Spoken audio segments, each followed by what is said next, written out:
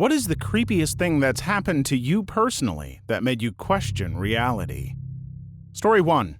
When I was 15, I was home alone, hanging out upstairs in my bedroom. At the time, we had 2 small dogs. I was sitting in my room watching TV when the dogs started going crazy, barking downstairs. It wasn't uncommon for them to bark when a person walked by or came to the door, so I just stayed in my room and thought nothing of it at first. They kept barking non-stop for probably about 10 minutes before I finally got fed up and decided to go downstairs to tell them to stop it. The stairs in my house led into the kitchen, and as soon as I reached the bottom, I saw him. A very tall man in a pea jacket and top hat stood in the doorway between my kitchen and dining room. I could see no face. I bolted back upstairs and locked myself in the bathroom, where I called my parents. In the time I was waiting for them to come home, I began hearing several seemingly aggravated male voices outside the bathroom door. I was absolutely terrified. Eventually, my aunt arrived at my house to check on me, the voices faded, and I was able to calm down. About 2 years ago, I got a phone call from my mother telling me she had been reading the local, very small town paper, and there was an article in it about my childhood home written by the town historian. The house, built in 1805, had once been a local gathering spot for the elite of the small village. The first floor, now the kitchen, dining room, and living room, had once been a parlor and tavern of sorts, while the second floor of the house functioned as a dance hall. Things in the house had been rearranged a bit. The staircase, being one of those things, had been moved from what was now a second-floor bedroom closet, which would exit downstairs between the kitchen and dining room. My family was slightly aware of this, but never had the exact details of it. Very cool, I thought, until my mom continued reading. In 1836, there was an accident. 3 men got into an argument about their differing political views, 2 of them against the other. The disagreement ended with the 3rd man being pushed over the railing at the top of the stairs, landing at the base of the stairs, where he slowly suffered from and eventually succumbed to his injuries. The spot where he died was the exact spot I had seen the faceless man in the top hat almost 15 years ago.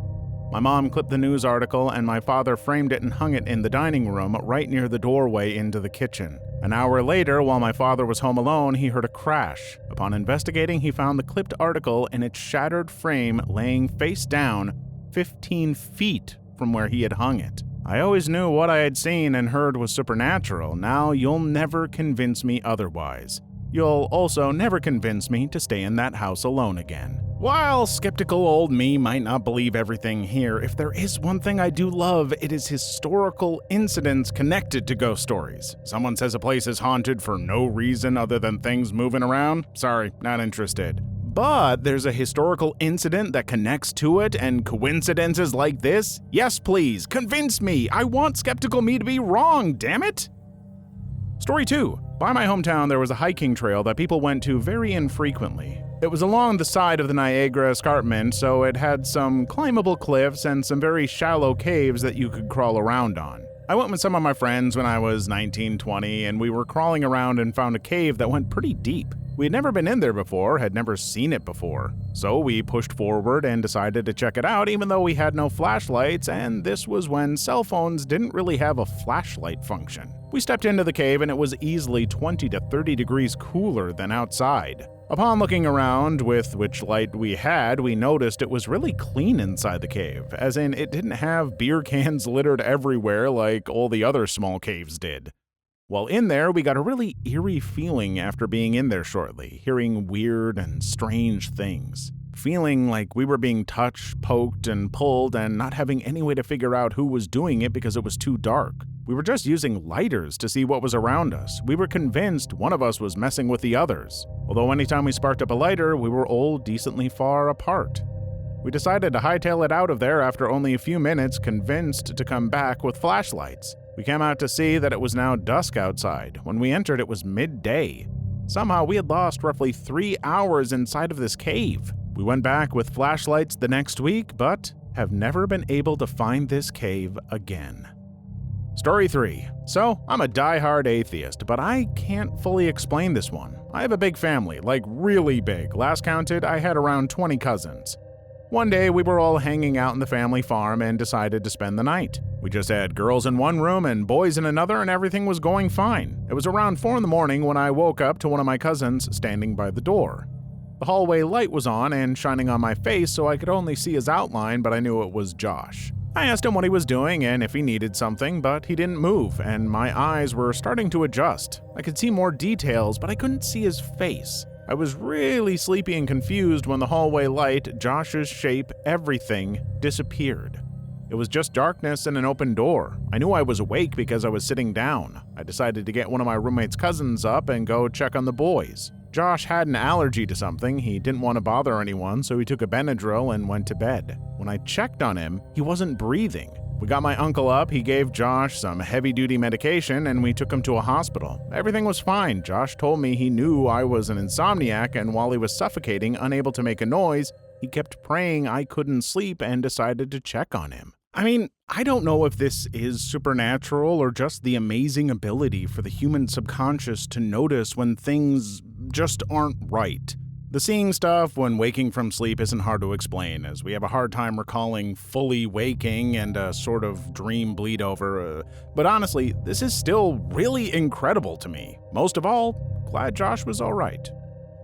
Story 4. I have a lot of really weird experiences in my life that made me question reality, but this is my most recent weirdness. My mother died a year and a half ago. My stepdad couldn't handle it, so he packed up and left their house. He let the mortgage company take it back, and it sat empty since she passed. The house is on a hill, and they have a huge barn in the field below the house an acre away. A few weeks ago, my sister, who lives down the road from the house, called me and told me the lights were on in Mom's bedroom and all the barn lights were on. Hours passed, and her husband decided to go up the hill to the house.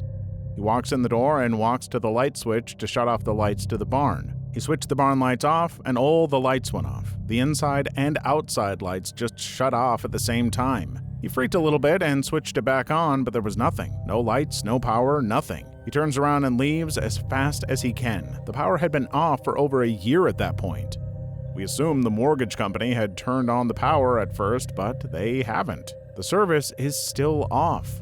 There were probably 12 lights running on that phantom power. Story 5. I am a TA in our college's anatomy class, which takes place in the cadaver lab, dead bodies.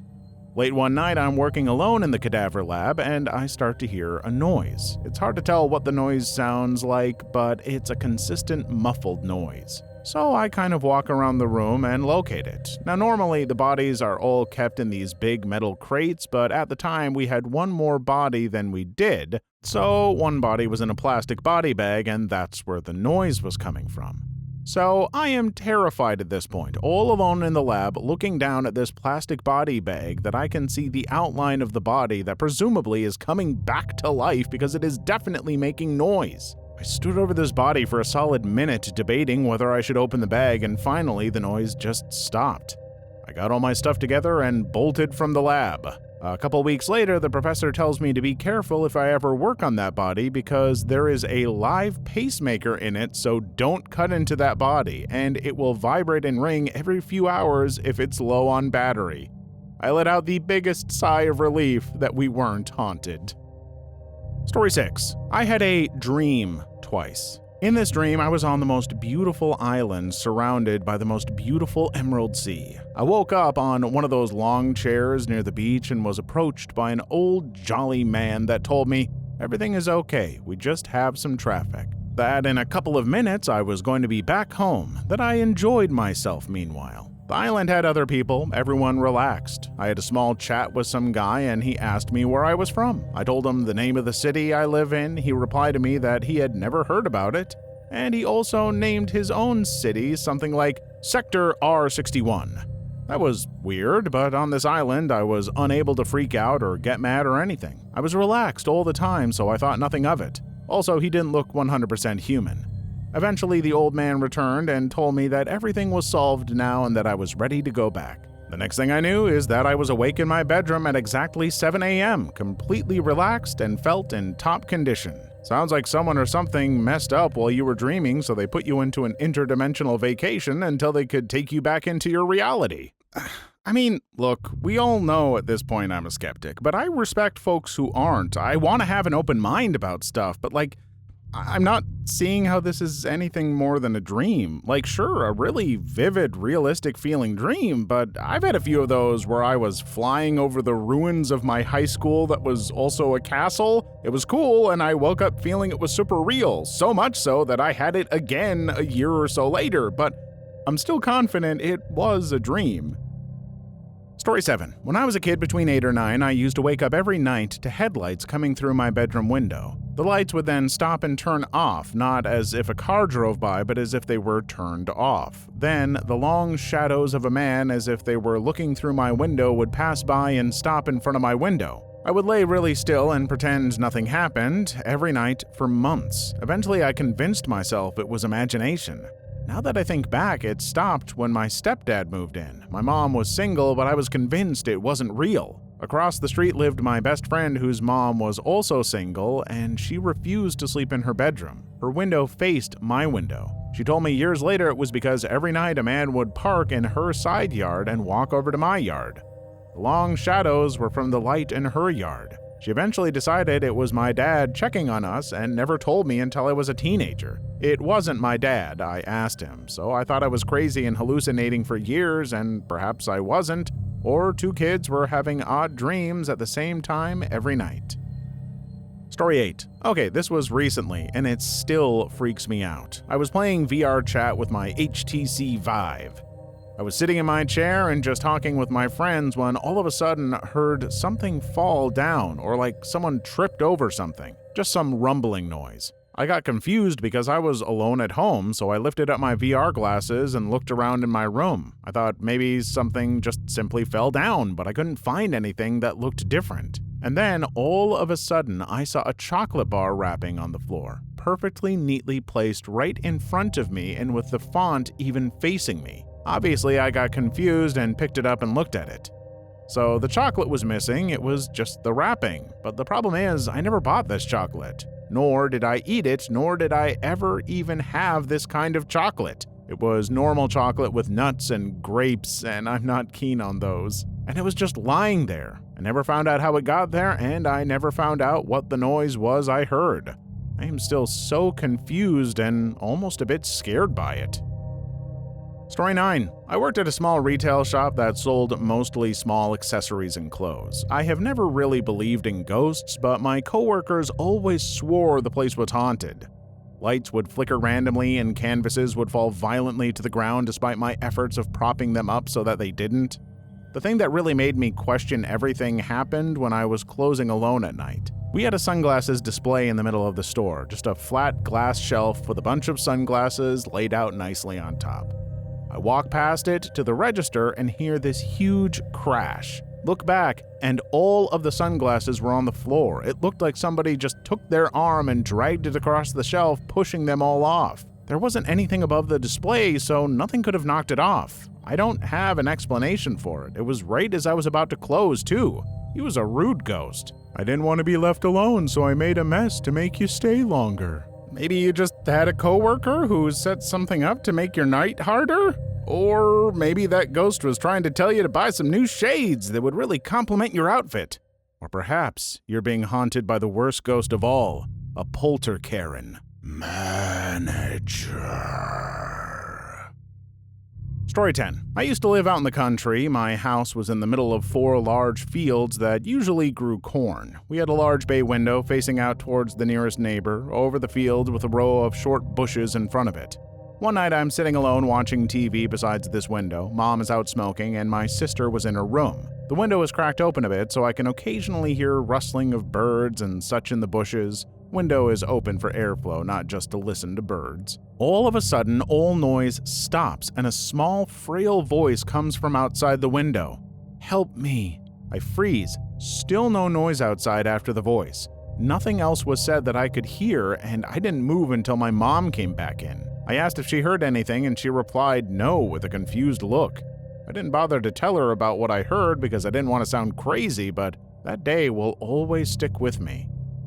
Story 11. I dreamed it was dark, raining, and I was in the woods walking towards a campfire. There were 3 men around me whom I had never seen before. One was wearing a shirt and pants with huge white and black horizontal stripes on it, such as a prisoner might wear. I could not figure out why I was not scared in my dream. Fast forward 10 months later, we're hunting and camping. A friend brings along 3 of his friends that we had never met before. I have to go to the bathroom, buried a 50-gallon drum and put a seat on it, and my husband walks with me since it's dark. We start back, and it starts to rain.